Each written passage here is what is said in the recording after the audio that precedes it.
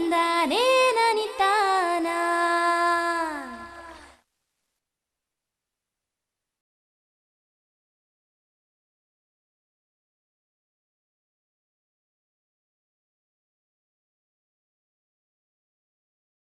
ತೊಗರಿ ನಮ್ಮ ರಾಜ್ಯದಲ್ಲಿ ಬೆಳೆಯುವ ಒಂದು ಪ್ರಮುಖವಾದ ದ್ವಿದಳ ಧಾನ್ಯದ ಬೆಳೆ. ಸುಮಾರು 5,14,000 ಹೆಕ್ಟೇರ್ ಪ್ರದೇಶದಲ್ಲಿ ಈ ಬೆಳೆಯನ್ನು ಬೆಳೆಯಲಾಗುತ್ತಿದೆ. ಅದರಲ್ಲೂ ಗುಲ್ಬರ್ಗಾ ಜಿಲ್ಲೆ ಒಂದರಲ್ಲೇ ತೊಗರಿ ಬೆಳೆಯನ್ನು ಸುಮಾರು 3.5 ಲಕ್ಷ ಹೆಕ್ಟೇರ್ ಪ್ರದೇಶದಲ್ಲಿ ಬೆಳೆಯಲಾಗುತ್ತಿದೆ. ಆದರೂ ನಾವು ತೊಗರಿ ಬೆಳೆಯಲ್ಲಿ ನಿರೀಕ್ಷಿತ ಪ್ರಮಾಣದಲ್ಲಿ ಇಳುವರಿಯನ್ನು ಪಡೆಯಲಾಗುತ್ತಿಲ್ಲ.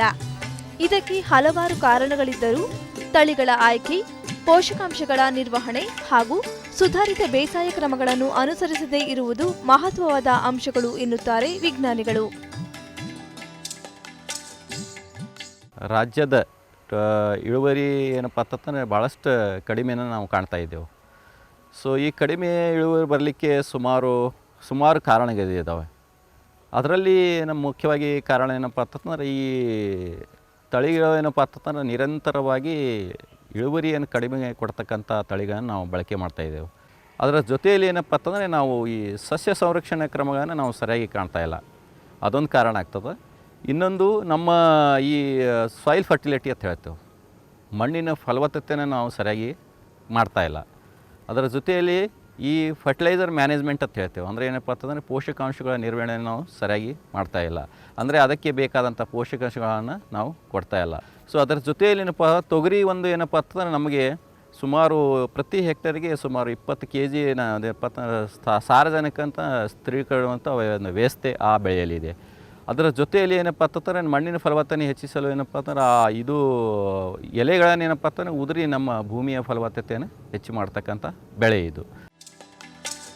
ಬೀದರ್ನಲ್ಲಿರುವ ಕೃಷಿ ವಿಜ್ಞಾನ ಕೇಂದ್ರದ ವಿಜ್ಞಾನಿಗಳು ತೊಗರಿ ಬೆಳೆಯಲ್ಲಿ ಅಭಿವೃದ್ಧಿಪಡಿಸಿರುವ ನೂತನ ತಾಂತ್ರಿಕತೆಗಳನ್ನು ಆ ಭಾಗದ ರೈತರು ಈಗಾಗಲೇ ಅಳವಡಿಸಿಕೊಂಡು ಯಶಸ್ವಿಯಾಗಿದ್ದಾರೆ. ಅವುಗಳಲ್ಲಿ ಸಸಿನಾಡಿ ಪದ್ಧತಿಯೂ ಒಂದು. ಈ ಪದ್ಧತಿಯಲ್ಲಿ ನಾವು ಶಿಫಾರಸು ಮಾಡಿದ ತಳಿ ಏನಪ್ಪ ಅಂತಂದರೆ BSMR 736 ಮತ್ತು ಆಶಾ ಅಂತ 2 ತಳಿಗಳನ್ನು ನಾವು ಇವತ್ತಿನ ದಿವಸ ಈ ಪದ್ಧತಿಯಲ್ಲಿ ಶಿಫಾರಸು ಮಾಡಿದ್ದೆವು. ಅದರ ಜೊತೆಯಲ್ಲಿ ಏನಪ್ಪ ಅಂತಂದರೆ BSMR 736 ಸುಮಾರು 180ರಿಂದ 190 ದಿವಸಕ್ಕೆ ಬರ್ತಕ್ಕಂಥ ತಳಿ ಇದು. ಸೊ ಇದು ಏನಪ್ಪ ಅಂತಂದರೆ ಇದು ನಮ್ಮಲ್ಲಿ ಎಸ್ಪೆಷಲಿ ಈ ಬೀದರ್ ಭಾಗಕ್ಕೆ ಏನಂತಂದರೆ ಈ ತಳಿಗೆ ನಾವು ಯಾಕೆ ಪ್ರಚಲಿತ ಮಾಡಿದೆ ಅಂದರೆ ಈ ಗೊಡ್ಡು ರೋಗ ನಿರೋಧಕ ತಳಿ ಅಂತ ಹೇಳ್ಬೋದು. ಸೊ ಇದರ ಜೊತೆಯಲ್ಲಿ ಇದು ಹೈ ಈಲ್ಡಿಂಗ್ ಅಂತ ಹೇಳ್ತೇವೆ, ಅಂದರೆ ಏನಪ್ಪ ಅಂತಂದರೆ ಹೆಚ್ಚು ಫಲವನ್ನು ಕೊಡುವಂತಕ್ಕಂಥ ತಳಿ. ಅದರ ಜೊತೆಯಲ್ಲಿ ಏನಪ್ಪ ಅಂತಂದರೆ ಈ ಆಶಾ ತಳಿನೂ ಸಹ ಏನಪ್ಪ ಅಂತಂದರೆ ನಾವು ಈ ಪದ್ಧತಿಗೆ ನಾವು ಶಿಫಾರಸು ಮಾಡಿದೆವು. ತೊಗರಿ ಬೆಳೆಯಲ್ಲಿ ಗಿಡಗಳ ಬೇರುಗಳು ಹೆಚ್ಚು ಆಳಕ್ಕೆ ಹೋಗುವುದರಿಂದ ಸಸಿನಾಟಿ ಪದ್ಧತಿಗೆ ಆಳವಾದ ಕಪ್ಪು ಮಣ್ಣು ಸೂಕ್ತವಾಗಿದ್ದು ಮಣ್ಣಿನ ರಸಸಾರ 5ರಿಂದ 8ರಷ್ಟು ಇರಬೇಕು ಎನ್ನುತ್ತಾರೆ ವಿಜ್ಞಾನಿಗಳು. ಮಣ್ಣು ಯಾವಾಗಲೂ ನಾವು ಈ ಆಳವಾದ ಕಪ್ಪು ಮಣ್ಣಿನಲ್ಲಿ ತಗೊಳ್ಳೋದು ಬಹಳ ಮುಖ್ಯ. ಯಾಕಂತಂದರೆ ಇದರ ಬೇರು ಏನಪ್ಪ ಸುಮಾರು 1 ಮೀಟರಿಂದ 1.5 ಮೀಟರ್ವರೆಗೆ ಏನಪ್ಪ ಅಂತಂದ್ರೆ ಹರಡ್ತಕ್ಕಂಥ ಶಕ್ತಿ ಈ ಬೆಳೆಗೆ ಐತಿ. ಸೊ ಹಾಗಾಗಿ ಇದರದ pH ಎಷ್ಟು ಇರಪ್ಪ ಅಂತಂದರೆ ಸುಮಾರು 5ರಿಂದ 8 pH ವರೆಗೆ ಏನಪ್ಪ ಅಂತ ಈ ಬೆಳೆ ಬರ್ತಕ್ಕಂಥ ಬೆಳೆ ಇದು. ಅದರ ಜೊತೆಯಲ್ಲಿ ಏನಪ್ಪ ಅಂತಂದರೆ ಈ ಬೆಳೆಗೆ ಏನಪ್ಪ ಅಂತಂದರೆ ಎಲ್ಲಿ ಬೆಳೆಯುವುದು ಅಂತಂದರೆ ಸುಮಾರು 500ದಿಂದ ಸುಮಾರು 1,000 ಮಿಲಿಮೀಟರ್ ಅಂತ ಹೇಳ್ತೇವಲ್ಲ, ಅಂಥ ಜಾಗಕ್ಕೆ ಮಳೆ ಬರ್ತಕ್ಕಂಥ ಪ್ರದೇಶದಲ್ಲಿ ಈ ಬೆಳೆನ ಬೆಳಿಬೇಕಾಗ್ತದೆ. ಈ ಪದ್ಧತಿಯಲ್ಲಿ ಪ್ರತಿ ಎಕರೆಗೆ 1 kgಯಷ್ಟು ಬಿತ್ತನೆ ಬೀಜ ಮಾತ್ರ ಬೇಕಾಗಿದ್ದು ಅದಕ್ಕೆ ಸೂಕ್ತ ಬೀಜೋಪಚಾರ ಮಾಡಿ ಬಳಸಬೇಕು. ಪ್ರತಿ ಎಕರೆಗೆ ಏನಪ್ಪ ಅಂತಂದರೆ ಸುಮಾರು 1 ಕಿಲೋ ಬೀಜ ಸಾಕು. ಯಾಕಂತಂದರೆ ನಾವು ಈ 1 ಕಿಲೋ ಬೀಜದಲ್ಲಿ ಸುಮಾರು ನಾವು ಈ 1 ಎಕರೆಗೆ ಬೇಕಾದಂಥ ಸಸಿಗಳನ್ನು ತಯಾರಿಸಿಗೆ 1 kg ಸಾಕಾಗ್ತದೆ. ಮುಂದೆ ಏನಪ್ಪ ಅಂತಂದರೆ ಬೀಜ ಆದ ನಂತರ ಅದಕ್ಕೆ ಬೀಜೋಪಚಾರ ಬಹಳ ಮುಖ್ಯವಾದದ್ದು. ಅದರಲ್ಲಿ ಬೀಜೋಪಚಾರ ಏನಪ್ಪ ಅಂತಂದರೆ ನಾವು ಬರ ನಿರೋಧಕ ಶಕ್ತಿಯನ್ನು ಹೆಚ್ಚಿಸಲು ಏನಪ್ಪ ಅಂತಂದರೆ ಕ್ಯಾಲ್ಸಿಯಂ ಕ್ಲೋರೈಡ್ ಅಂತ ಸಿಗ್ತದೆ. ಅದು ಕ್ಯಾಲ್ಸಿಯಂ ಕ್ಲೋರೈಡ್ ಸುಮಾರು ಏನಪ್ಪ ಅಂತಂದರೆ ಬರೀ 20 ಗ್ರಾಮ್ ಪ್ರತಿ ಲೀಟರ್ನಲ್ಲಿ ಹಾಕಿ ನಾವು ಏನಪ್ಪ ಅಂತಂದರೆ ಅದನ್ನು ಸುಮಾರು ಈ ಬೀಜ 1 kg ಬೀಜ ಇದೆಯಲ್ಲ, ಆ 1 ಲೀಟರ್ನಲ್ಲಿ ಬೀಜ ಹಾಕಿ 1 ತಾಸು ಏನಪ್ಪ ಅಂತಂದರೆ ನಾವು ನೆನೆಯಕ್ಕೆ ಇಡಬೇಕಾಗತ್ತೆ. ಅದರಿಂದ ಏನಪ್ಪ ಅಂತಂದರೆ 1 ತಾಸು ನೆನೆಯಕ್ಕೆ ಆಗಿದ ನಂತರ ಏನಪ್ಪ ಅಂತಂದರೆ ಮತ್ತು ಸುಮಾರು 7 ತಾಸನ್ನು ನಾವು ಏನಪ್ಪ ಅಂತ ನೆರಳಲ್ಲಿ ಇಟ್ಟು ಅದರಿಂದ ಆರಿದ ನಂತರ ಏನಪ್ಪ ಅಂತಂದರೆ ನಾವು ಈ ನಾವೇನು ಮುಂದೆ ಜೈವಿಕ ಗೊಬ್ಬರಗಳನ್ನು ನಾವು ಬೀಜೋಪಚಾರ ಮಾಡಬೇಕಾಗ್ತದೆ. ಸೊ ಆ ಜೈವಿಕ ಗೊಬ್ಬರಗಳು ಯಾವಪ್ಪ ಅಂತಂದರೆ ಒಂದನೇದ್ದು ರೈಸೋಬಿಯಮ್. ಸೊ ಈ ರೈಸೋಬಿಯಮ್ ಎಷ್ಟು ಬೇಕಾಗ್ತದೆ ಪ್ರತಿ ಎಕರೆಗಪ್ಪ ಅಂದ್ರೆ ಸುಮಾರು 150ರಿಂದ 200 ಗ್ರಾಮ್ವರೆಗೆ ಪ್ರತಿ ಎಕರೆಗೆ ಏನಪ್ಪ ಅಂತಂದರೆ ಬೀಜೋಪಚಾರ ಮಾಡಬೇಕಾಗತ್ತೆ. ಇನ್ನೊಂದು ಏನಪ್ಪ ಅಂತಂದರೆ ಪಿ ಸಾಲ್ಯುಬಲೈಸಿಂಗ್ ಬ್ಯಾಕ್ಟೀರಿಯಾ ಅಂತ ಹೇಳ್ತೀವಿ. ಅದೇನಪ್ಪ ಅಂತಂದರೆ ರಂಜಕ ಕರಗಿಸುವ ಗೊಬ್ಬರ. ಇದನ್ನು ಏನಂತ ಸುಮಾರು 150ರಿಂದ 200 ಗ್ರಾಮ್ಸ್ ಪ್ರತಿ ಎಕರೆಗೆ ಬೇಕಾದಂಥ ಅಣುಜೀವಿಗಳನ್ನು ನಾವು ಬೀಜೋಪಚಾರ ಮೂಲಕ ಕೊಡಬೇಕಾಗತ್ತೆ.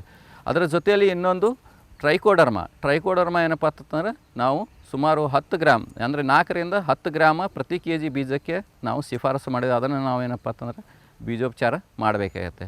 ಸೊ ಇವು ಬೀಜೋಪಚಾರ ಮಾಡೋದರಿಂದ ನಮಗೆ ಏನೇನು ಲಾಭ ಇದೆ ಅಂತಂದರೆ ಒಂದನೇದು ನಾವು ಕ್ಯಾಲ್ಸಿಯಂ ಕ್ಲೋರೈಡ್ ಮಾಡೋದರಿಂದ ಏನಪ್ಪ ಅಂತಂದರೆ ಬರ ನಿರೋಧಕ ಶಕ್ತಿಯನ್ನು ಹೆಚ್ಚಿಗೆ ಮಾಡ್ತದೆ. ಹಾಗಾಗಿ ನಾವು ಅದನ್ನು ತಪ್ಪದೇ ಮಾಡಬೇಕಾಗುತ್ತದೆ. ಯಾಕಂತಂದರೆ ಮುಂದೆ ಬರ್ತಕ್ಕಂಥ ಮಳೆನೇನಾದರೂ ನಾವೇನಾದರೂ ಜೂನಲ್ಲಿ ಹಾಕಿದ ನಂತರ ಜುಲೈನಲ್ಲಿ ಮಳೆ ಬರದೇ ಇದ್ದ ಪಕ್ಷದಲ್ಲಿ ಅಂಥ ಟೈಮಿಗೆ ಏನಪ್ಪ ಅಂತಂದರೆ ಬರ ನಿರೋಧಕ ಶಕ್ತಿಯನ್ನು ಕೊಡಲಿಕ್ಕೆ ಹೆಲ್ಪ್ ಮಾಡ್ತದೆ. ಇನ್ನೊಂದು ರೈಸೋಬಿಯಮ್ ಅಂತ ಹೇಳ್ತೇವೆ. ಈ ರೈಸೋಬಿಯಮ್ ಏನು ಕೆಲಸ ಮಾಡ್ತಪ್ಪ ಅಂತಂದರೆ ವಾತಾವರಣದಲ್ಲಿ ಇರತಕ್ಕಂಥ ಸಾರಜನಕವನ್ನು ಹಿಡ್ಕೊಂಡು ಗಂಟುಗಳ ರೂಪದಲ್ಲಿ ಏನಂತಂದರೆ ಸ್ಥಿರೀಕರಿಸಿ ಸುಮಾರು ಅದಕ್ಕೆ ಬೇಕಾದಂಥ ಈ ಸಾರಜನಕ ಬೇಕಾದಂಥ ಸ್ಥಿರಗಳನ್ನು ತನ್ನಿಂದ ತಾನೇ ಏನಂತಂದರೆ ಪ್ರೊಡಕ್ಷನ್ ಮಾಡಲಿಕ್ಕೆ ಹೆಲ್ಪ್ ಮಾಡ್ತದೆ. ಇನ್ನೊಂದು ಏನಪ್ಪ ಅಂತಂದರೆ ಈ ರಂಜಕ ಕರಗಿಸುವ ಗೊಬ್ಬರ ಅಂತ ಹೇಳ್ತೇವೆ. ನಾವು ಯಾವಾಗಲೂ ರೈತರು ಏನಪ್ಪ ಅಂತಂದರೆ ನಾವು ಯಾವುದೇ ದ್ವಿದಳ ಧಾನ್ಯ ಇತ್ತಂದರೆ ನಾವು DAP ರೆಕಮೆಂಡೇಷನ್ ಮಾಡ್ತೀವಿ. DAP ಅದರಲ್ಲಿ ಏನಪ್ಪ ಅಂತಂದರೆ ರಂಜಕದ ಅಂಶ ಇರೋದರಿಂದ ಅದು ಬೇಗ ಕರಗೋದಿಲ್ಲ. ಸೊ ಹಾಗಾಗಿ ಈ ರಂಜಕ ಕರಗಿಸುವ ಗೊಬ್ಬರ ನಾವೇನಾದರೂ ಬೀಜೋಪಚಾರ ಮಾಡಿದ್ರಪ್ಪ ಅಂತಂದರೆ ಅದು ಏನಪ್ಪ ಕರಗಿಸಿ ಏನಪ್ಪ ಅಂತಂದರೆ ಬೆಳೆಗಳಿಗೆ ಹೋಗಲಿಕ್ಕೆ ಅನುಕೂಲ ಮಾಡಲಿಕ್ಕೆ ಹೆಲ್ಪ್ ಆಗ್ತದೆ. ಅದರ ಜೊತೆಯಲ್ಲಿ ಇನ್ನೊಂದು ಇದೇನು ಈ ಟ್ರೈಕೋಡರ್ಮ ಅಂತ ಹೇಳ್ತೇವಲ್ಲ, ಆ ಟ್ರೈಕೋಡರ್ಮ ಏನು ಮಾಡ್ತಪ್ಪ ಅಂತಂದರೆ ನಾವು ಈ ಬೇರಿಗೆ ಬರ್ತಕ್ಕಂಥ ರೋಗಗಳನ್ನು ಕಂಟ್ರೋಲ್ ಮಾಡಲಿಕ್ಕೆ ಹೆಲ್ಪ್ ಮಾಡ್ತದೆ. ಸೊ ಅದು ನಾವು ಏನಪ್ಪ ಅಂತಂದರೆ ಸುಮಾರು 10 ಗ್ರಾಮ ನಾವು ಪ್ರತಿ ಕೆ ಜಿ ಬೀಜಕ್ಕೆ ನಾವೇನಾದರೂ ಬೀಜೋಪಚಾರ ಮಾಡಿದೇವೆ ಅಂತಂದರೆ ಅದಕ್ಕೆ ಅದು ರೋಗ ಬರಲಾರ್ದಂಗೆ ಅದು ಬೇರಿನ ಮೇಲ್ಗಡೆ ಕೋಟೆಡ್ ಮಾಡಿ ಬರಲಾರ್ದಂಗೆ ನೋಡ್ಕೋತದೆ. ನಿಗದಿತ ಅಳತೆ ಮತ್ತು ಗಾತ್ರದ ಪ್ಲಾಸ್ಟಿಕ್ ಚೀಲಗಳಲ್ಲಿ ಅಗತ್ಯ ಪ್ರಮಾಣದ ಮಣ್ಣು ಹಾಗೂ ಕೊಟ್ಟಿಗೆ ಗೊಬ್ಬರವನ್ನು ತುಂಬಿ ಸೂಕ್ತ ಆಳದಲ್ಲಿ ಬೀಜವನ್ನು ಹಾಕಬೇಕು ಎನ್ನುತ್ತಾರೆ ವಿಜ್ಞಾನಿಗಳು. ಪ್ರತಿ ಎಕರೆಗೆ ಸುಮಾರು ಏನಪ್ಪ ಅಂತಂದರೆ 5ರಿಂದ 6 ಕಿಲೋ ಪ್ಲಾಸ್ಟಿಕ್ ತೊಗೋಬೇಕಾಗತ್ತೆ. ಸೊ ಈ ಪ್ಲಾಸ್ಟಿಕ್ದು ಎಷ್ಟು ಗೇಜ್ ಇರಬೇಕಪ್ಪ ಅಂದರೆ ಸುಮಾರು 150ರಿಂದ 200 ಗೇಜ್ ಇದ್ರೆ ಭಾಳಷ್ಟು ಉತ್ತಮ. ಯಾಕಂತಂದರೆ ಭಾಳಷ್ಟು ಏನಾದರೂ ಗೇಜ್ ಕಡಿಮೆ ಇತ್ತಪ್ಪ ಅಂತಂದರೆ ನಮಗೆ ನೀರು ಹಾಕೋಕ್ಕೂ ತೊಂದರೆ ಆಗ್ತದೆ. ಮತ್ತೇನಪ್ಪ ಅಂತಂದ್ರೆ ನಾವು ಮುಂದೆ ಸಾಗಾಣಿಕೆ ಮಾಡೋಕೆ ಸ್ವಲ್ಪ ಸಮಸ್ಯೆ ಆಗ್ತದೆ. ಸೊ ಹಾಗಾಗಿ ಸ್ವಲ್ಪ ಗೇಜ್ ಇದ್ರೆ ತೊಗೊಂಡು ಅನುಕೂಲತೆ ಹೆಚ್ಚು.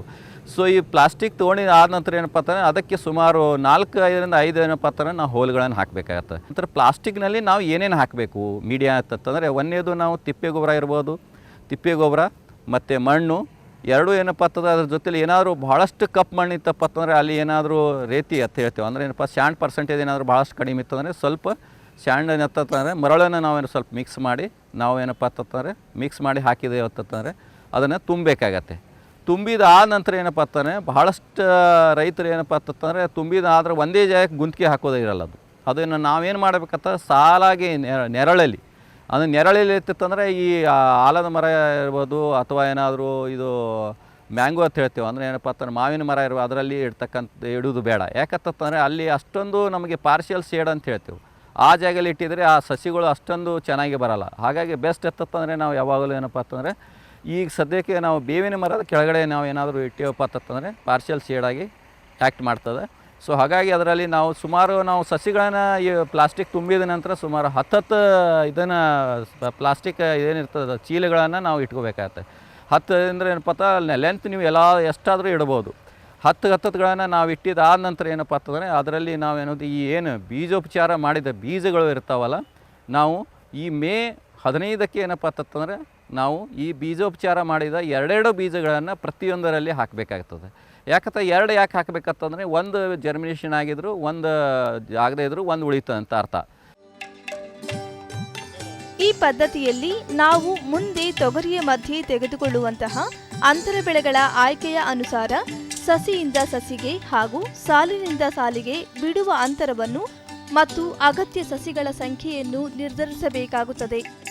ರೈತರು ಸಸ್ಯೋತ್ಪಾದನೆಯ ಸಂದರ್ಭದಲ್ಲಿ ನಾಟಿ ಮಾಡುವಷ್ಟು ಸಸಿಗಳಿಗಿಂತ 10% ಹೆಚ್ಚಿನ ಸಸಿಗಳನ್ನು ತಯಾರಿಸಿಕೊಳ್ಳಬೇಕು ಎನ್ನುತ್ತಾರೆ ವಿಜ್ಞಾನಿಗಳು. ನಮಗೆ ಬೇಕಾದಂಥ ಸಸಿಗಳನ್ನು ನಾವು ಎಷ್ಟು ತಯಾರು ಮಾಡ್ಕೋಬೋದು ಅಂತ ಅಂದರೆ ನಾವು ಏನಾದರೂ ನಾವು ಹೀಗೆ ಪ್ಲ್ಯಾನ್ ಮಾಡಬೇಕು. ನಾವು ಅದರಲ್ಲಿ ಇರ್ತಕ್ಕಂಥ ಅಂತರ ಬೆಳೆಯನ್ನು ಯಾವ್ದು ತೊಗೋಬೇಕು ಮತ್ತು ಎಷ್ಟು ಡಿಸ್ಟೆನ್ಸ್ ತೊಗೋಬೇಕು. ಸೊ ಇವುಗಳು ಎದರ ಮೇಲೆ ಡಿಪೆಂಡ್ ಆಗಿರ್ತಾವಂತಂದರೆ ಈ ಡಿಸ್ಟೆನ್ಸ್ ಅಂತ ಹೇಳ್ತೇವೆ. ಒಂದು ಸಾಲಿನ ಸಾಲಿಗೆ ಸಸಿನ ಸಸಿಗೆ ಏನಪ್ಪ ಇರ್ತದಲ್ಲ, ಅದನ್ನು ನಾವು ಏನಪ್ಪ ಅಂತಂದ್ರೆ ಮಣ್ಣಿನ ಆಳಗೆ ತಕ್ಕಂತೆ ನಾವು ಸಸಿಗಳ ಡಿಸ್ಟೆನ್ಸನ್ನು ಮೇಂಟೈನ್ ಮಾಡಬೇಕು. ಉದಾಹರಣೆಗಾಗಿ ನೀವು ಏನಾದರೂ ಕಪ್ಪು ಮಣ್ಣು ಐತೆಪ್ಪ ಅಂತಂದ್ರೆ ಸುಮಾರು ಆರು ಸಾಲಿಂದ ಸಾಲಿಗೆ 6 ಫೀಟು, ಸಸಿಯಿಂದ ಸಸಿಗೆ ಸುಮಾರು 3 ಫೀಟನ್ನು ನಾವು ಹಾಕಬೇಕಾಗತ್ತೆ. ಅದರ ಜೊತೆಯಲ್ಲಿ ಏನಪ್ಪ ಅಂತಂದ್ರೆ ಕೆಂಪು ಮಣ್ಣು ಐತೆಪ್ಪ ಅಂತಂದರೆ ಸಸಿಯಿಂದ ಸಸಿಗೆ 3 ಫೀಟು, ಸುಮಾರು ಸಾಲಿನ ಸಾಲಿಗೆ ಸುಮಾರು 5 ಫೀಟು. ಸುಮಾರು ಈಗ ನಾವು 6 ಇಂಟು 3 ಫೀಟ್ನಲ್ಲಿ ಏನಾದರೂ ನಾವು ತೊಗೊಂಡಿದ್ರೆ ಸುಮಾರು ನಾವು ಸಸಿಗಳನ್ನು 2420 ಸಸಿಗಳನ್ನು ತಯಾರು ಮಾಡಬೇಕಾಗತ್ತೆ. ಅದರ ಜೊತೆಯಲ್ಲಿ 5 ಇಂಟು 3 ಏನಾದರೂ ನಾವು ಸಸಿಗಳನ್ನು ತಯಾರು ಮಾಡಬೇಕಾದ್ರೆ ನಾವು 2904 ಸಸಿಗಳನ್ನು ನಾವು ತಯಾರು ಮಾಡಬೇಕಾಗತ್ತೆ. ಸೊ ಇದಕ್ಕೆ ಬೇಕಾದಂಥ ನಾವು ಏನಪ್ಪ ಅಂತ ಜಾಗಗಳನ್ನು ನಾವು ನೋಡಿಕೊಂಡು ಅಷ್ಟು ಸಸಿಗಳನ್ನು ತಯಾರು ಮಾಡಿಕೊಂಡು ನಾವು ಹಾಕಬೇಕಾಗತ್ತೆ. ಅದರ ಜೊತೆಯಲ್ಲಿ ನಾವು 2904 ಮತ್ತು 2420 ಸಸಿಗಳು ಬೇಕಾಗುತ್ತೆ ಅಷ್ಟೇ ತಯಾರು ಮಾಡಬಾರ್ದು. ಯಾಕಂತಂದರೆ ನಾವು ಯಾವಾಗಲೂ ಇವು ಸಸಿಗಳನ್ನು ನಾವು ತಯಾರಾದ ನಾವು ಏನಾದರೂ ಹೊಲದಲ್ಲಿ ಹಾಕಿದ್ದೇವೆ ಅಂತಂದರೆ ಸುಮಾರು 10% ಅಲ್ಲಿ ಹೋಗ್ತೀವಿ ಚಾನ್ಸಸ್ ಭಾಳ ಇರ್ತವೆ. ಸೊ ಹಾಗಾಗಿ ಏನಂತ ರೈತ ಬಾಂಧವರು ಅಂತ ಒಂದು 10% ನೀವು ಏನಪ್ಪ ಅಂತಂದರೆ ಸಸಿಗಳನ್ನು ಹೆಚ್ಚು ಮಾಡ್ಕೊಳ್ಳಿಕ್ಕೆ ಬೇಕಾಗ್ತದೆ. ಈ ಸಮಯದಲ್ಲಿ ಸೂಕ್ತ ರೀತಿಯಲ್ಲಿ ನೀರು ಹಾಗೂ ಕಳೆಗಳನ್ನು ನಿರ್ವಹಣೆ ಮಾಡಿ ಶಿಫಾರಸು ಮಾಡಿದ ಸಸ್ಯ ಸಂರಕ್ಷಣಾ ಕ್ರಮಗಳನ್ನು ಅನುಸರಿಸಬೇಕು ಎನ್ನುತ್ತಾರೆ ತಜ್ಞರು. ನಾವು ಜಾರಿಯಿಂದನೇ ನೀರು ಹಾಕಬೇಕು.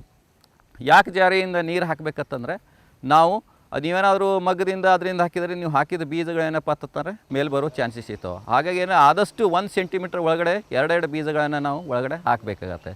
ಸೊ ಹಾಗಾಗಿ ರೈತ ಬಾಂಧವರು ಏನಪ್ಪ ಅಂತಂದರೆ ಮೊದಲು ನೀರು ಹಾಕಿ ಆ ನಂತರ ಬೀಜ ಹಾಕಬಾರ್ದು. ಮೊದಲು ಬೀಜ ಹಾಕಿದ ನಂತರ ನಾವು ಈ ಜಾರಿಯಿಂದ ನೀರು ಹಾಕಬೇಕು. ಅವಾಗ ಏನಾಗತ್ತಂದರೆ ಬೀಜ ಏನಪ್ಪ ಅಂತಂದರೆ ನಿಮಗೆ ಸುಮಾರು 8 ರಿಂದ 10 ದಿವಸದಲ್ಲಿ ನಿಮಗೆ ಜರ್ಮಿನೇಷನ್ ಆಗಿ ಮುಂದೆ ಬಹಳಷ್ಟು ಒಳ್ಳೆಯ ಸಸಿಗಳನ್ನು ತಯಾರು ಮಾಡಲಿಕ್ಕೆ ಅನುಕೂಲ ಆಗ್ತದೆ. ಆ ನಂತರ ಮುಂದೆ ಮೇಂಟೆನೆನ್ಸ್ ನಾವು ಏನು ಮಾಡಬೇಕಪ್ಪ ಅಂತಂದರೆ ಅದಕ್ಕೆ ಪ್ರತಿದಿನಕ್ಕೆ ನಾವೇನಪ್ಪ ಅಂತಂದರೆ ಬೆಳಗ್ಗೆ ಒಂದು ಸಲ ಮತ್ತು ಸಂಜೆ ಒಂದು ಸಲ ಏನಪ್ಪ ಅಂತಂದರೆ ಸ್ವಲ್ಪ ಜಾರಿಯಿಂದ ನೀರು ಹಾಕುವಂಥ ವ್ಯವಸ್ಥೆ ಮಾಡಬೇಕು. ಸೊ ಜಾರಿಯಿಂದ ನೀರು ಹಾಕಿದ ನಂತರ ಸುಮಾರು 15 ದಿವಸಿಗೆ ಏನಪ್ಪ ಅಂತಂದರೆ ಅದರಲ್ಲಿ ಕೆಲವೊಂದು ಸೆದಿ ಅಂತ ಹೇಳ್ತೇವೆ, ಅಂದರೆ ಕಳೆಗಳು ಬರ್ತಾವೆ. ಸೊ ಇವು ಕಳೆಗಳನ್ನು ನಾವೇನಾದರೂ ನಿಯಂತ್ರಣ ನಾವು ಅಲ್ಲೇ ಮಾಡಬೇಕಾಗತ್ತೆ. ಅಲ್ಲಿ ಮಾಡಬೇಕಾದ್ರೆ ನಾವೇನು ಅಲ್ಲಿ ಅಂತೂ ನಾವು ಏನಪ್ಪ ಅಂತ ಅಲ್ಲಿ ಬರ್ತಕ್ಕಂಥ ಒಂದೊಂದು 2 ಕಳೆಗಳು ಇರ್ತಾವನ್ನ ಕೈಯಿಂದ ಏನಪ್ಪ ಅಂತಾನೆ ಕಿತ್ತಾಕಿ ನಾವು ಬಿಸಾಡಬೇಕಾಗತ್ತೆ. ಅದರಿಂದ ನಾವು ಮುಂದೆ ಬರ್ತಕ್ಕಂಥ ಕಳೆಗಳನ್ನು ಇಲ್ಲಿ ಕಂಟ್ರೋಲ್ ಮಾಡ್ಬೋದು. ಇದು ಆದ ನಂತರ ಏನಪ್ಪ ಅಂತಂದರೆ ಅದನ್ನ 20 ದಿವಸಿಗೆ ಏನಪ್ಪ ಅಂತಂದರೆ ಒಂದು ಚಿಕ್ಕಟ ದುಂಬಿ ಅಂತ ಬರ್ತದೆ. ಅದು ಏನಪ್ಪ ಅಂತಂದರೆ ಎಲೆ ಏನಪ್ಪ ಅಂತಂದರೆ ಅದು ಹರಿತತ್ತು ಅಂತ ಹರಿತದೆ. ಸೊ ಹಾಗಾಗಿ ಅಂಥ ದುಂಬಿಗಳನ್ನು ನಾವು ಕಂಟ್ರೋಲ್ ಮಾಡಬೇಕಾದ್ರೆ ಕ್ಲೋರೋಪೈರಿಫಾಸ್ ಸುಮಾರು 2 ml ಪ್ರತಿ ಲೀಟ್ರಿಗೆ ನಾವು ಏನಾದರೂ ಹಾಕಿ ಸ್ಪ್ರೇ ಮಾಡಿದ್ವಿ ಅಂದರೆ ಆ ದುಂಬಿಗಳನ್ನು ನಾವು ಕಂಟ್ರೋಲ್ ಮಾಡ್ಬೋದು. ಮುಂದೆ ಏನಪ್ಪ ಅಂತಂದರೆ ಇದನ್ನು ನಾವು ಸುಮಾರು ನಾವು ಆ ನೆರಳಲ್ಲಿ ಏನಪ್ಪ ಅಂತಂದರೆ ಪಾರ್ಷಿಯಲ್ ಶೇಡ್ ಅಂತ ಹೇಳ್ತೇವೆ. ಸೊ ಬಿಸಿಲೂ ಬರ್ತಿರಬೇಕು ಮತ್ತು ಈ ನೆರಳನ್ನು ಇರಬೇಕು. ಅಂಥ ಜಾಗಕ್ಕೆ ನೀವು ಸುಮಾರು 30 ರಿಂದ 35 ದಿವಸಗಳನ್ನು ನಾವು ಸಸಿಗಳನ್ನು ರೆಡಿ ಆಗಲಿಕ್ಕೆ ಅನುಕೂಲ ಆಗ್ತದೆ. ಸೊ ಸಸಿಗಳೇನಾದರೂ ಒಂದು ಸಲ ರೆಡಿ ಆಯ್ತಪ್ಪ ಅಂತಂದರೆ ನಾವು ಮೇ 15ಕ್ಕೆ ಏನಾದರೂ ಬೀಜ ಹಾಕಿದ್ರೆ ಜೂನ್ 15ಕ್ಕೆ ನಾವು ಈಗ ಸಸಿಗಳನ್ನು ರೆಡಿಯಾಗಿರ್ತವೆ. ಮುಖ್ಯ ಜಮೀನನ್ನು ಸೂಕ್ತ ರೀತಿಯಲ್ಲಿ ಉಳುಮೆ ಮಾಡಿ ಶಿಫಾರಸು ಮಾಡಿದ ಪೋಷಕಾಂಶಗಳನ್ನು ಭೂಮಿಗೆ ಸೇರಿಸಿದ ನಂತರ ಪ್ಲಾಸ್ಟಿಕ್ ಚೀಲಗಳಲ್ಲಿ ಬೆಳೆಸಿದ 1 ತಿಂಗಳ ಸಸಿಗಳನ್ನು ಸೂಕ್ತ ಅಂತರದಲ್ಲಿ ನಾಟಿ ಮಾಡಬೇಕು. ಜೂನ್ 15ಕ್ಕೆ ಏನಾದರೂ ಮಳೆ ಬಂತಂತಂದರೆ ಆವಾಗ ಏನಪ್ಪ ಅಂತಂದರೆ ನಾವು ಈ ಲ್ಯಾಂಡ್ ಪ್ರಿಪ್ರೇಷನ್ ಮಾಡಿದಿರ್ತದಲ್ಲ ಅಂಥ ಜಾಗಕ್ಕೆ ಏನಪ್ಪ ಅಂತಂದರೆ ನಾವು ಈ ನೇಗಿಲ ಸಾಲದಿಂದ ಏನಪ್ಪ ಅಂತಂದರೆ ಸುಮಾರು 6 ಫೀಟ್ ಇರ್ಬೋದು ಅಥವಾ 7 ಫೀಟ್ ಇರ್ಬೋದು ಅಥವಾ 8 ಫೀಟ್ ಇರ್ಬೋದು, ಸುಮಾರು 10 ಫೀಟ್ವರೆಗೆ ಏನಪ್ಪ ಅಂತಂದ್ರೆ ಇವತ್ತಿನ ದಿವಸ ನಾವು ರೈತರ ಹೊಲದಲ್ಲಿ ಕಾಣ್ತಾ ಇದ್ದೇವೆ. ಯಾಕಂತಂದರೆ ಡಿಪೆಂಡ್ಸ್ ಆನ್ ಏನಪ್ಪ ಅಂತಂದರೆ ಮಣ್ಣಿನ ಆಳ ಮತ್ತು ಏನಪ್ಪ ಅಂತ ಅದಕ್ಕೆ ಏನಾದರೂ ನೀರಾವರಿ ಪ್ರದೇಶದಲ್ಲಿನೇ ನಾವು ಇವುಗಳನ್ನು ಮಾಡಬೇಕಾಗತ್ತೆ. ಯಾಕಂತಂದ್ರೆ ನೀರಾವರಿ ಎಲ್ಲಿ ಇರ್ತಂದರೆ ನಾವು ಅಟ್ಲೀಸ್ಟ್ ನಾವೇನಾದರೂ ನೀರಾವರಿ ಇಲ್ಲಪ್ಪ ನಾನೇನು ಮಾಡಬೇಕಂತಂದರೆ ನೀವೇನಾದರೂ ಈ ಡ್ರಿಜ್ಲಿಂಗ್ ಅಂತ ಹೇಳ್ತೇವೆ, ಅಂದರೆ ಏನಪ್ಪ ಅಂತ ತುಂತುರು ಮಳೆ ಬೀಳ್ತದಲ್ಲ ಅಂಥ ಅವಾಗ ಏನಪ್ಪ ಅಂತಂದರೆ ನಾವು ಸಿಚುವೇಶನ್ ನೋಡಿಕೊಂಡು ನಾವು ಸಸಿಗಳನ್ನು ಹಚ್ಚುವಂಥ ವ್ಯವಸ್ಥೆ ಮಾಡಬೇಕಾಗ್ತದೆ.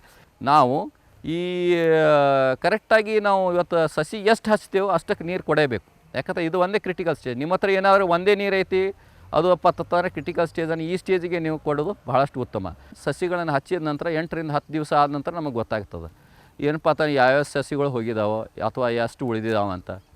ಮೊದಲೇ ಹೇಳಿದ್ದೇನಪ್ಪ ಅಂತಂದರೆ ಸುಮಾರು 10% ಸಸಿಗಳನ್ನು ಎಕ್ಸ್ಟ್ರಾ ನಮ್ಮಲ್ಲಿ ಇಟ್ಕೊಳ್ಬೇಕಾಗತ್ತೆ. ಸೊ ಎಲ್ಲೆಲ್ಲಿ ಹೋಗಿದ್ದಾವೋ ಅವನು ಎಣಿಕೆ ಮಾಡಿಕೊಂಡು ಅದೇ ಜಾಗಕ್ಕೆ ರಿಪ್ಲೇಸನ್ನು ಮಾಡಿಕೊಂಡು ಹಾಕಿದ್ದೇವೆ ಅಂತಂದರೆ ನಮ್ಮಲ್ಲಿ ಇಲ್ಲಿ ಸಸಿಗಳ ಸಂಖ್ಯೆಯನ್ನು ಮೇಂಟೈನ್ ಮಾಡೋದು ಭಾಳ ಮುಖ್ಯ ಈ ವಿಷಯದಲ್ಲಿ. ಹಾಕೋಕ್ಕಿಂತ ಮುಂಚಿತವಾಗಿ ಏನಪ್ಪ ಅಂತಂದರೆ ನಾವು ಈ ಜಿಂಕ್ ಸಲ್ಫೇಟ್ ಇರ್ಬೋದು, ಜಿಪ್ಸಮ್ ಇರ್ಬೋದು, ಬೋರ್ಯಾಕ್ಸ್ ಇರ್ಬೋದು, ಇವುಗಳನ್ನು ತಿಪ್ಪೆಗೊಬ್ಬರದಲ್ಲಿ ಮಿಕ್ಸ್ ಮಾಡಿಕೊಂಡು ಅದೇನು ಪ್ಲಾಸ್ಟಿಕ್ ತೆಗೆದು ಹಾಕ್ತೇವಲ್ಲ, ಆ ಹಾಕೋಕ್ಕಿಂತ ಮುಂಚಿತವಾಗಿ ಏನು ಅದೇ ಇದರಲ್ಲಿ ಬೋದಿನಲ್ಲಿ ಹಾಕೋದು ಭಾಳಷ್ಟು ಉತ್ತಮ. ಗೊಬ್ಬರ ಯಾವಾಗ ಕೊಡಬೇಕಪ್ಪ ಅಂತಂದರೆ ನಾವು ಈ ಬೀಜ ಹಾಕಿದ ನಂತರ ಏನಪ್ಪ ಅಂತಂದರೆ 60 ದಿವಸಿಗೆ 60 ಅಂತಂದರೆ ಅವಾಗ ಏನಪ್ಪ ಚಂಡಿ ಚುಟ್ಟಿರ್ತಿತ್ತೋ ಅಂಥ ಟೈಮಿಗೆ ಯಾವಾಗ ಸಫಿಷಿಯೆಂಟ್ ಮಾಯ್ಶ್ಚರ್ ಇರ್ತದೆ. ಮಾಯ್ಶ್ಚರ್ ಅಂತಂದರೆ ತೇವಾಂಶ ಇರಬೇಕು. ಆ ತೇವಾಂಶ ಇರೋ ಜಾಗಕ್ಕೆ ಏನಪ್ಪ ಅಂತಂದರೆ ನಾವು DAP ಇರ್ಬೋದು ಅಥವಾ ಏನಾದರೂ ಕೆಂಪು ಸಾಯಿಲ್ ಐತಪ್ಪ ಅಂತಂದ್ರೆ ಅದಕ್ಕೆ ಪೊಟ್ಯಾಶ್ ಬೇಕಾಗ್ತದೆ. ಹಾಗಾಗಿ ಬೆಸ್ಟ್ ಅಂತಂದರೆ 10-26 ಅಥವಾ 12-16 ಅಂತ ಹೇಳ್ತೇವೆ. ಅಂದರೆ ಇವುಗಳನ್ನು ಏನಪ್ಪ ಅಂತಂದರೆ ನಾವು ಈ ಒಂದು ಬ್ಯಾಗ್ ಪ್ರತಿ ಎಕರೆಗೆ ಏನಪ್ಪ ಅಂತಂದರೆ ಒಂದು ಮುಟ್ಟಿ ಹಿಡ್ಕೊಂಡಿರಪ್ಪ ಅಂತಂದರೆ ಸುಮಾರು 2 ಗಿಡಕ್ಕೆ ಆಗಂಗೆ ಏನಪ್ಪ ಅಂತಂದರೆ ರಿಂಗ್ ಮಾಡಿ, ಅಂದರೆ ಏನಪ್ಪ ಬಳೆ ಆಕಾರದಲ್ಲಿ ಏನಪ್ಪ ಅಂತಂದರೆ ನಾವು ಇವುಗಳನ್ನು ಗೊಬ್ಬರ ಹಾಕಿ ಮುಚ್ಚಬೇಕಾಗತ್ತೆ. ಸೊ ಮುಚ್ಚಿದ ಆ ನಂತರ ಏನಪ್ಪ ಅಂತಂದರೆ ನಾವು ಇದರಿಂದ ನಾವು ಭಾಳಷ್ಟು ಇಳುವರಿಯನ್ನು ಹೆಚ್ಚಿಗೆ ಮಾಡ್ಕೋಬೋದು. ತೊಗರಿಯ ಮಧ್ಯೆ ಅಂತರ ಬೆಳೆಯಾಗಿ ಸೋಯಾ ಅವರೆ, ಉದ್ದು, ಹೆಸರು ಈ ಬೆಳೆಗಳನ್ನು ಸೂಕ್ತ ಅಂತರ ಕೊಟ್ಟು ಬೆಳೆಯಬಹುದಾಗಿದೆ. ಫಸ್ಟ್ ಮೋಸ್ಟ್ ಪ್ರಿಫರೆನ್ಸ್ ಅಂತಂದರೆ ಸೋಯಾಬೀನ್ಗೆ ಅಂತ ಹೇಳ್ಬೋದು. ಯಾಕಂತಂದರೆ ಸೋಯಾಬೀನ್ ಯಾಕೆ ಹಾಕಬೇಕಂತಂದರೆ ಅದು ಏನಪ್ಪ ಅಂತಂದರೆ ಮುಂದೆ ಮಳೆ ಬರದೇ ಇದ್ದರೂ ತಡ್ಕೊಳ್ಳುವಂಥ ಶಕ್ತಿ ಬಂದಿದೆ. ಅದರ ಜೊತೆಯಲ್ಲಿ ಏನಪ್ಪ ಅಂತಂದರೆ ಅದು ಏನಪ್ಪ ಅಂತಂದರೆ ಹೆಚ್ಚು ಮಳೆ ಆದರೂ ತಡ್ಕೋತದೆ, ಕಡಿಮೆ ಮಳೆ ಆದರೂ ತಡ್ಕೋತದೆ. ಹಾಗಾಗಿ ಆ ಬೆಳೆಗೆ ನಾವು ಫಸ್ಟ್ ಪ್ರಿಫರೆನ್ಸ್ ಕೊಡುವಂಥ ವ್ಯವಸ್ಥೆ ಆಗಬೇಕು.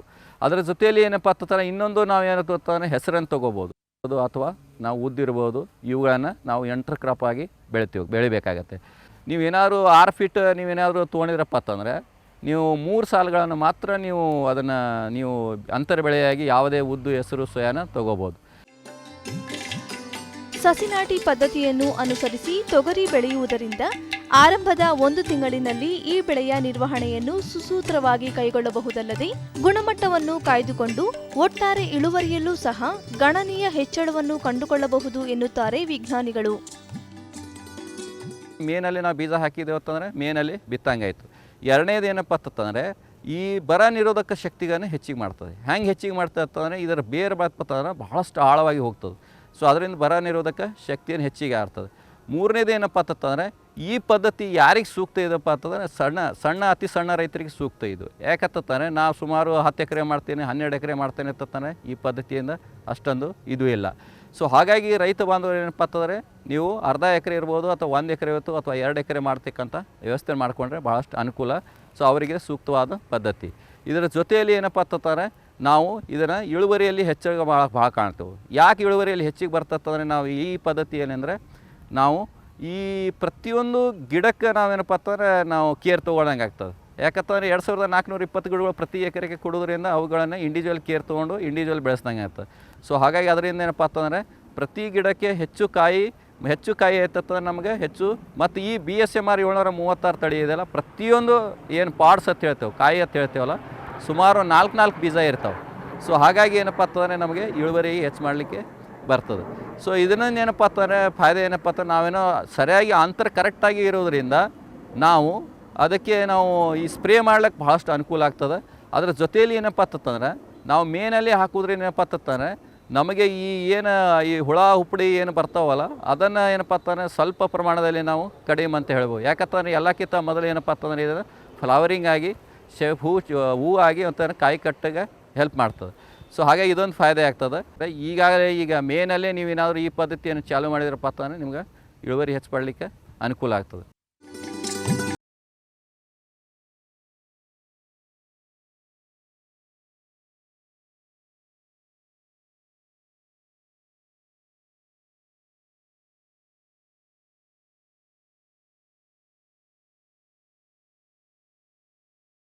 Thank you.